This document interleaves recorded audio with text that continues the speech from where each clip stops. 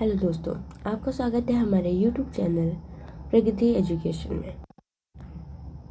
Bio का revision series start हो गया है। अगर आप लोगों ने हमारा चैनल सब्सक्राइब नहीं किया है तो अभी सब्सक्राइब करिए और इसका फ़ायदा रिवीजन सीरीज का आप लोग उठाते रहिए। इसमें आपको बहुत माइंड मैप मिल जाएंगे आपको पढ़ने के लिए और काफ़ी सारी चीज़ें हम आपको यहीं पर कवर करा रहे हैं, तो बिल्कुल भी आपको परेशान की जरूरत नहीं है। रिवीजन आपको बहुत आसानी से हो जाएगा। तो आप एक लेक्चर अटेंड करके देखिए, बेनिफिट आपको होगा ही होगा। चलिए फिर शुरू करते हैं।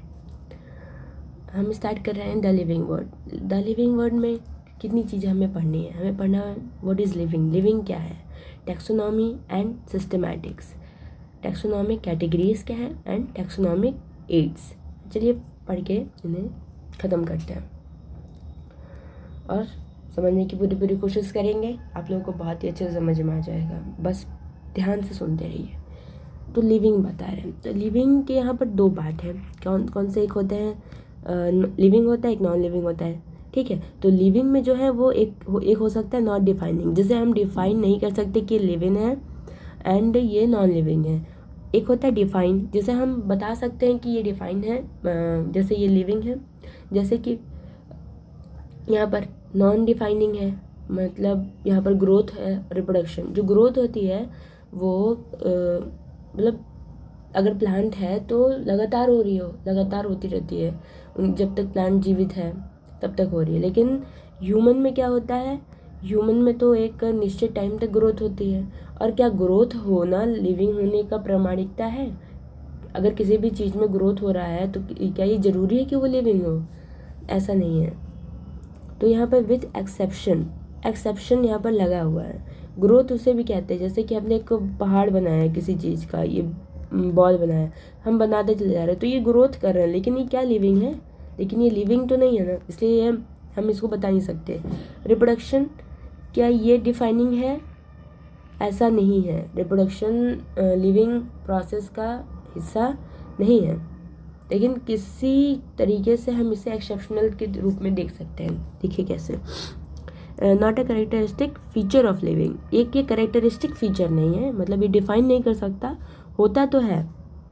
ग्रोथ किस में होता है? दो चीज़ों में ग्रोथ होता है, increase in mass and increase in cell number. Reproduction दो टाइप का है, सेक्सुअल एंड एसेक्सुअल। एसेक्सुअल में रिप्रोडक्शन क्या होता है? यूनिपेरेंटल होता है। इसमें यूनिपेरेंटल में मतलब फीमेल ही होगा, एंड सेक्सुअल में बाय पेरेंटल होता है, इसमें दो पेरेंट्स की ज़रूरत होती है, फीमेल एंड मेल।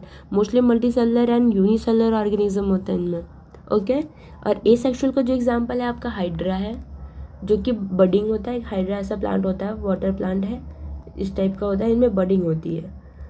अगर ये बड कहीं भी गिर जाता है तो फिर ये नया प्लांट जनरेट कर लेता है।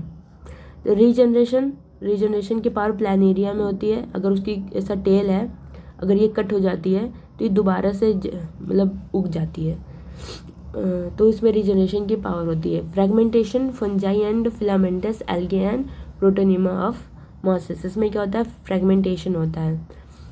फंजाई का कोई भी part, filamentous and algae protonema of mosses, इनका कोई भी पार्ट क्या होता है, अगर सॉइल में गिर जाता है तो वो नया प्लांट ग्रोथ कर देता है वहाँ से। तो ये हो गया हमारा। यहाँ पर क्या बोल रहे हैं, डिफाइनिंग प्रॉपर्टीज़ में क्या है? तो डिफाइनिंग प्रॉपर्टीज़ में है विदाउट एनी एक्सेप्शन, मतलब हम बिना आँख बंद किए भी बता सकते हैं और आँख बंद करके भी बता सकते हैं कि हाँ ये लिविंग है। कैसे? कॉन्शियसनेस, ह्यूमन है, ह्यूमन का माइंड है, सही गलत को पहचान सकता है। ये सही गलत पहचानने की क्षमता जिन जिन में है वो लिविंग है।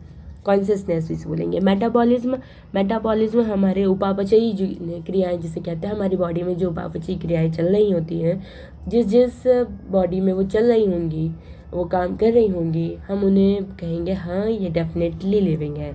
अगर ये लिविंग नहीं होता है तो इसमें मेटाबॉलिज्म प्रोसेस काम नहीं करेगा।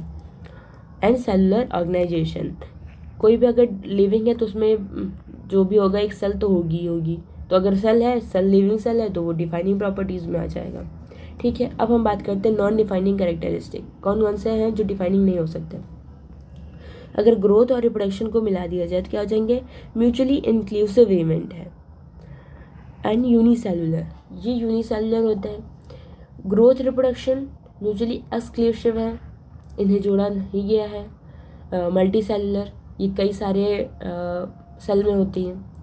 नोट में क्या लिखा है, growth in plant is localised and indefinite throughout life. जो ग्रोथ होती है प्लांट में वो इनफाइनाइट होती है, वो हम सोच भी नहीं पाते कि कितने टाइम तक होगी, तो ग्रोथ ऐसी होती है। And growth in animal is diffused and definite in up to time. और एनिमल में क्या होता है, एक निश्चित समय तक होता है, जैसे 18 साल के बाद तक या 21 साल के बाद तक ग्रोथ रुक जाती है ह्यूमन में, उसी तरह प्लांट में हमेशा होती रहती है। Reproduction is not a characteristic feature of living, okay. Mule and worker bees are an infertile human, क्योंकि ऐसे भी ह्यूमन कपल हैं जो इनफर्टाइल है, तो क्या वो रिप्रोडक्शन मतलब ऐसे नहीं कर सकते हैं अगर, तो क्या वो लिविंग है? अगर कोई ह्यूमन है, अगर वो रिप्रोडक्शन नहीं कर सकता है, इनफर्टाइल कपल है, तो क्या रिप्रोडक्शन लिविंग नहीं होंगे? लिविंग तो होंगे ही। तो जो आपका रिप्रोडक्शन है वो भी नॉन डिफाइनिंग कैरेक्टर में आता है, ये सिद्ध हो गया है।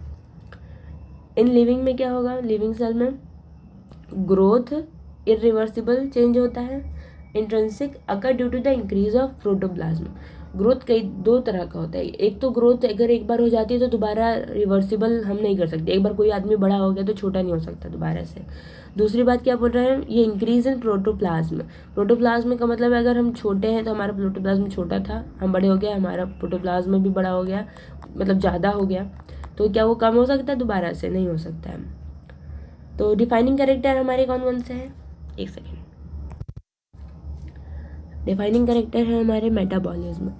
मेटाबॉलिज्म में क्या है, इसमें आता है कैटाबॉलिज्म। कैटाबॉलिज्म मीन्स किसी चीज़ का टूटना, एनाबॉलिज्म किसी चीज़ का बनना। It means sum of all catabolic and anabolic reaction in our body. ये सारे जो कैटाबॉलिक रिएक्शन एनाबॉलिक रिएक्शन हमारे बॉडी में लगातार चलते रहते हैं। इन वाइट्रो में ये होता है not a living thing but in the living reaction.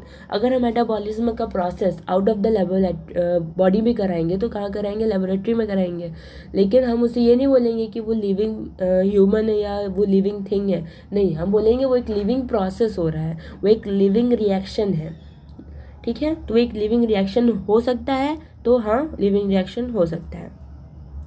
Metabolism is a characteristic feature of living things inside a cell. Metabolism एक कैरेक्टरिस्टिक फीचर है जो कि एक सिर्फ ह्यूमन सेल में होता है या एनिमल सेल में भी होता है, जो लिविंग चीज़ें हैं। सेलुलर ऑर्गेनाइजेशन में क्या है, metabolic reaction inside the cell. It means cellular organisation strictly required for metabolism to define the feature. अगर ह्यूमन में बॉडी में मेटाबॉलिक रिएक्शन हो रही है तो मेटाबॉलिक रिएक्शन होने के लिए उससे ज़रूरी है कि उसके पास सेल हो। अगर सेल नहीं होगी तो रिएक्शन होगी कहाँ? इस वजह से जो सेलुलर ऑर्गेनाइजेशन है वो भी हमारा लिविंग का डिफाइनिंग फीचर में आता है। कॉन्शियसनेस की अभी भी हमने बात करी है। तो कॉन्शियसनेस हमें बताता है कि हम कितने अवेयर हैं। अगर हमारे सामने से कार आ रही है तो हमें हटना है, लेफ्ट हटना है, राइट हटना है, ये हमारा कॉन्शियसनेस ब्रेन काम करता है। इस वजह से हमें पता चलता है कि हाँ हम जीवित हैं।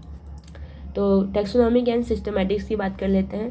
टैक्सोनॉमी में क्या है, जैसे हम स्पीसीज, जीनस, फैमिली, ऑर्डर को लिखने का एक ट्रेंड को हमने एक टैक्सोनॉमी में रखा है कि हम उसे क्या किस नाम से बुलाएंगे, ऑल ओवर इंडिया किस नाम से बुलाएंगे, उसको हमने taxonomic India, all over India में भी ऑल ओवर वर्ल्ड में जिस नाम से बुलाएंगे उसको हमने एक टैक्सोनॉमिक एक चार्ट बनाया, उसमें रखा है।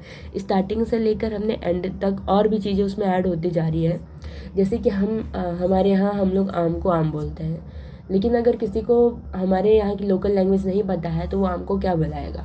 तो इसलिए हम लोगों ने या साइंटिस्ट ने ऐसा कर दिया कि भाई एक प्लांट का हम लोग एक स्पेसिफिक नाम रख देंगे, साइंटिफिक नेम जिसे बोला जाएगा। जैसे मैंगो का आपका जो साइंटिफिक नेम है वो मैंजीफेरा इंडिका है। अब अगर आप इसको ऑल ओवर इंडिया में पता करना हो तो आप पता लगा सकते हैं, ठीक है।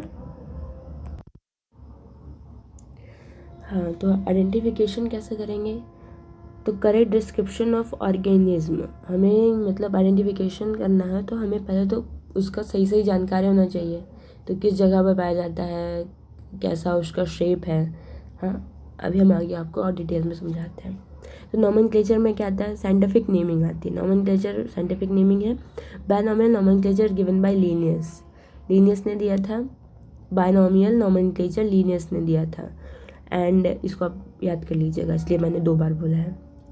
जो भी हम चीज़ें अगर एक बार से ज़्यादा बोल रहे हैं तो इसका मतलब है कि आपको वो चीज़ें याद करनी है। तो हम यहाँ पर बार बार ऐसा रिपीट करेंगे, याद कर लीजिए, याद कर लीजिए। तो इससे अच्छा है कि आप एक बार समझ लीजिए कि 2 बार अगर हम रिपीट कर रहे हैं तो आपको याद करना है। क्लासिफिकेशन हम लोग कर सकते हैं इनका। तो 2 हमारे पास एक एजेंसी कह सकते हैं हमारे पास 2 हैं। क्या है, ICBN है एंड ICZN है।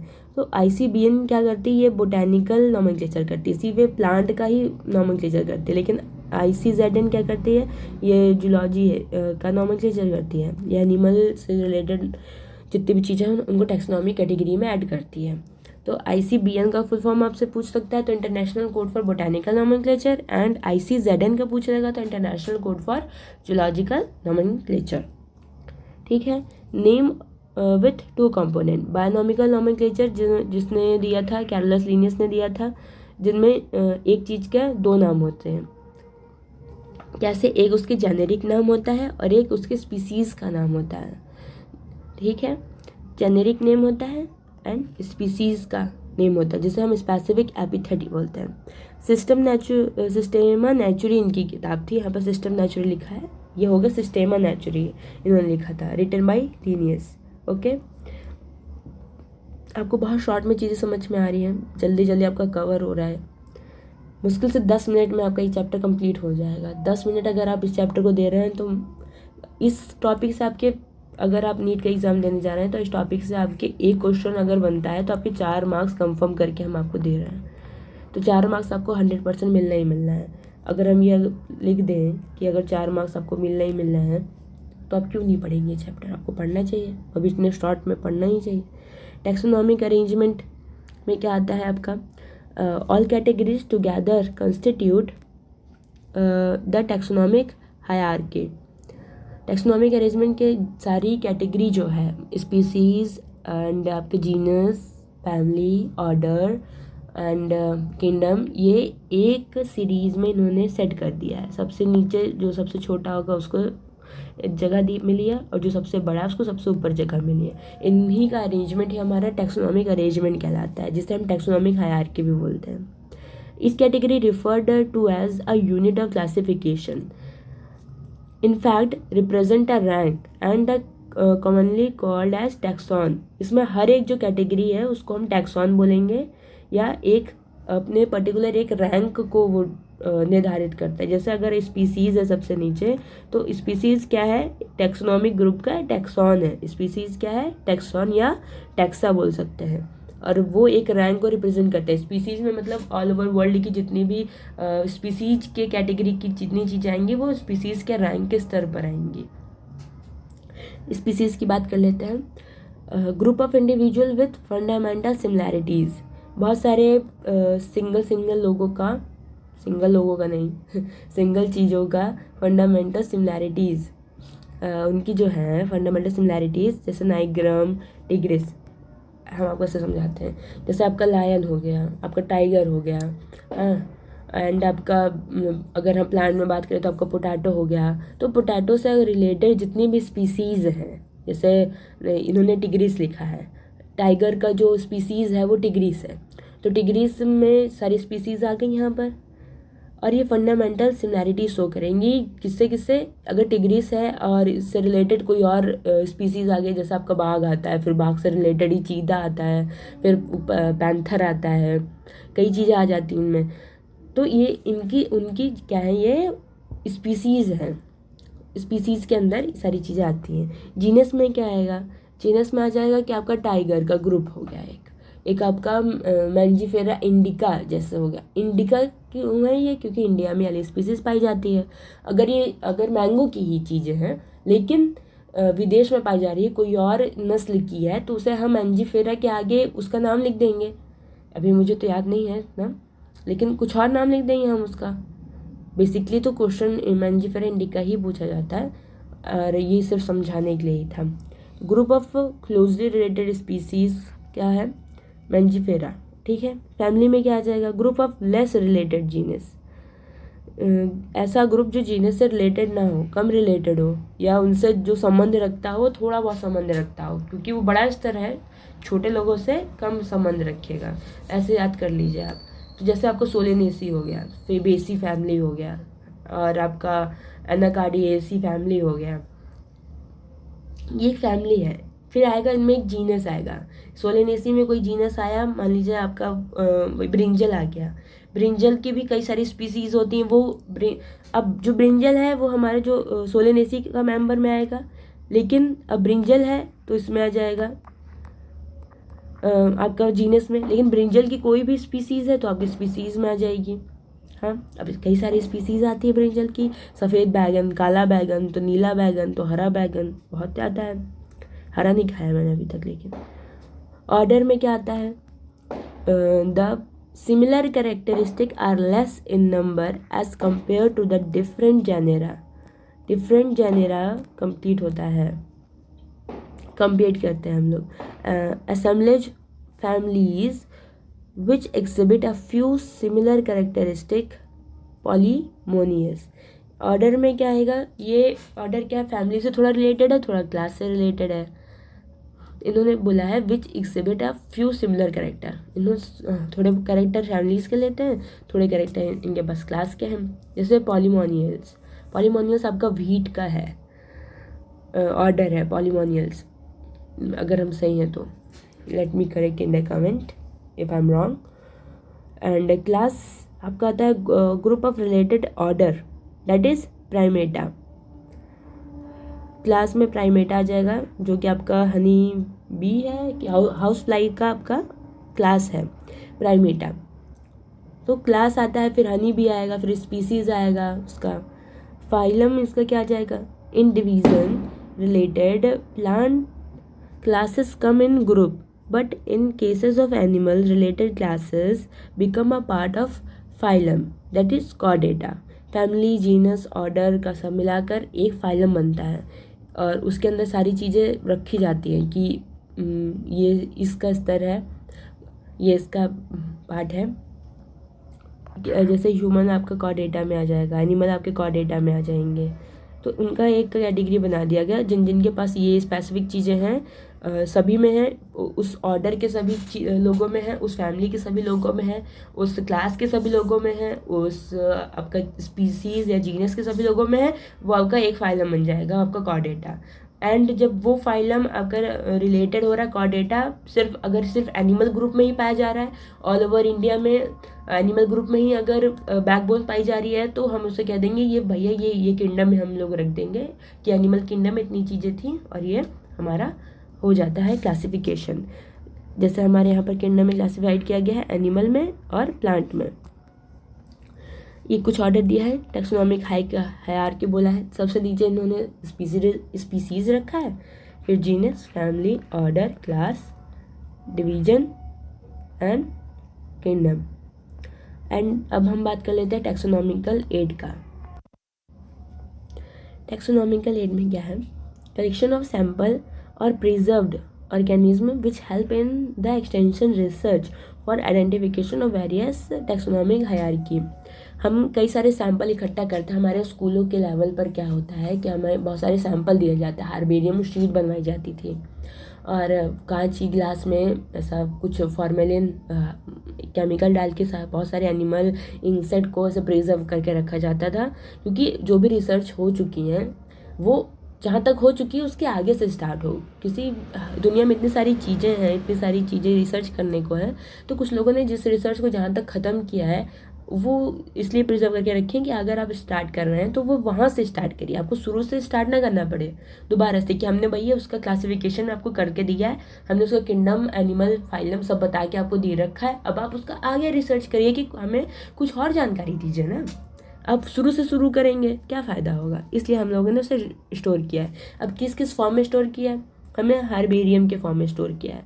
हार्बेरियम में क्या होता है, it is storehouse of collected plant specimen that are dried press preserved on a sheet. हम जब छोटे रहे होंगे क्लास 12th में, तो हमें एक शीट मिलती थी कि यहाँ पर भाई हम लोग पौधे चिपकाते थे, टेप लगा के फूल चिपकाते थे।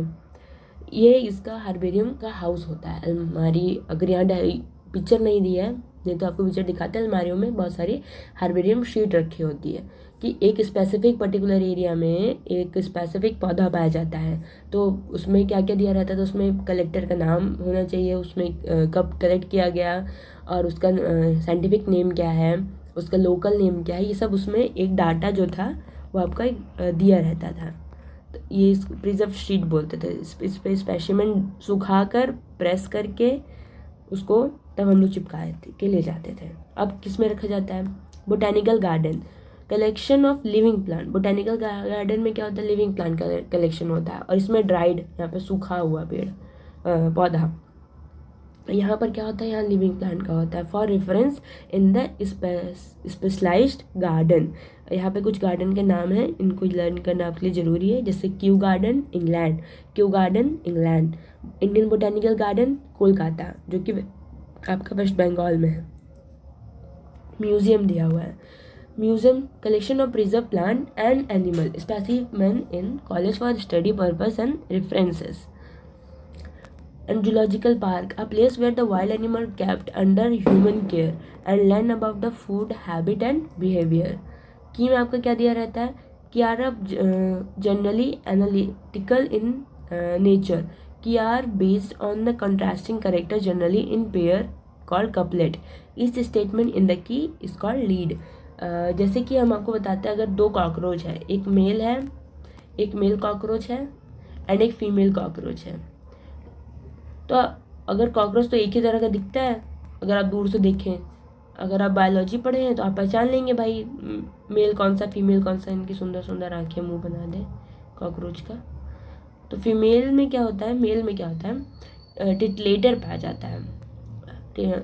ऐसा इनके एक कोन टाइप का स्ट्रक्चर पाया जाता है, जिससे हमें पता चलता है कि ये मेल है और ये फीमेल है। तो इसे हम क्या करेंगे, एक कॉन्ट्रास्टिंग करेक्टर है कि ये करेक्टर है टिटलेटर में जो पाया जाता है, वो एक करेक्टर है जिससे हमें ये पता चल रहा है कि ये मेल कॉकरोच है। तो इसे हम कहेंगे ये कॉन्ट्रास्टिंग करेक्टर है हमारा, जिसे हम एक डिफाइन कर सकते हैं। और जिससे हमने डिफाइन किया कि भाई टिटलेटर से हमने डिफाइन किया, तो इसमें जितनी भी चीज़ें आएंगी वो हमें एक लीड कहलाती हैं, जिससे हम डिफाइन कर पाते हैं, वो हमारा लीड कहलाता है। ठीक है, तो हमारा की भी हो गया। आपको होपफुली आपको समझ में आ गया होगा। नेक्स्ट चैप्टर आपका हम कवर करा देंगे आने वाले समय में, और ये मैक्सिमम 20-30 मिनट का चैप्टर आपका बहुत आसानी से कवर हो गया है। एक दो बार आप लोग देख लेंगे तो आपको बहुत अच्छे से याद हो जाएगा। तो थैंक यू कि आप यहाँ पर आए और आपने हमसे पढ़ा, और अपना फीडबैक देना मत भूलिएगा कमेंट बॉक्स में। और ओके बाय, नेक्स्ट वीडियो में मिलते हैं। और अगर आपने हमारे चैनल सब्सक्राइब नहीं किया है तो भी कर लीजिए, आने वाली अपडेट आपको सबसे पहले मिला करेगी। Thank you.